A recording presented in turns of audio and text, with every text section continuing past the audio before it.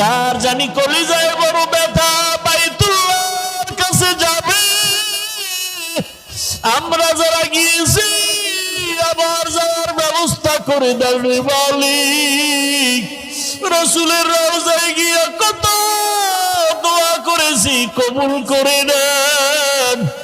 রাসূলের রওজার পাশে গিয়া চোখের পানি ফেলে দোয়া করেছি, কবুল করে।